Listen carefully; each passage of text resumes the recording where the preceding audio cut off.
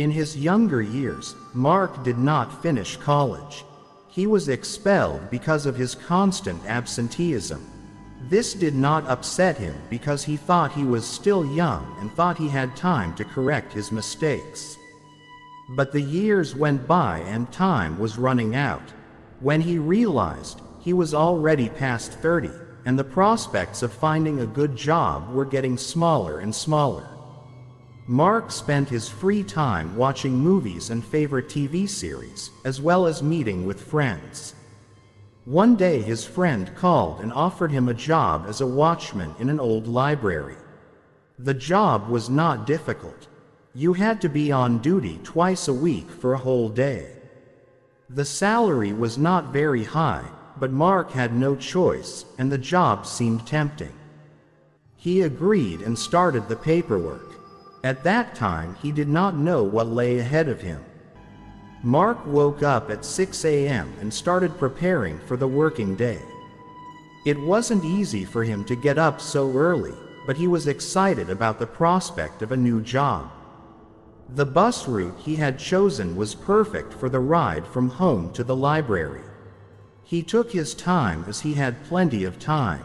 He arrived at work 15 minutes before his shift started.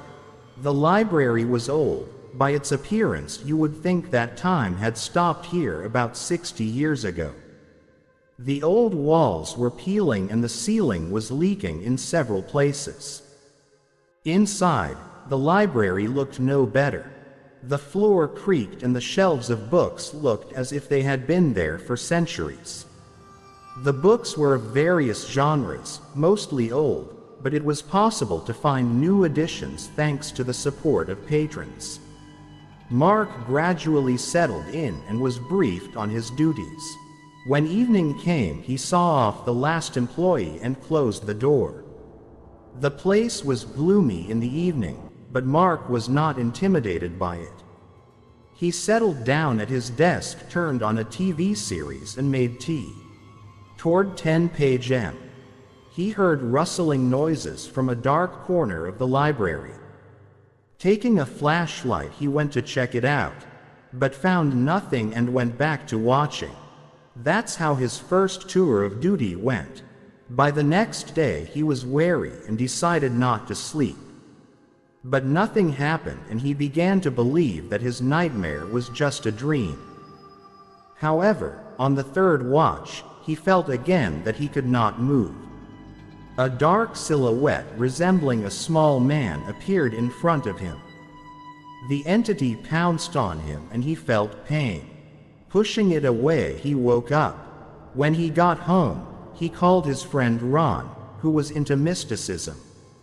Ron advised him to contact a medium who could help him understand the situation.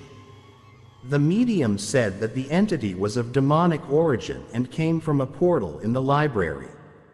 The only way to get rid of it was to wipe the mirror with salt and break it. Mark remembered seeing an old cabinet with a chipped mirror in the basement of the library. He went back there, found the cabinet, and did as the medium had said. After that, the entity didn't bother him anymore.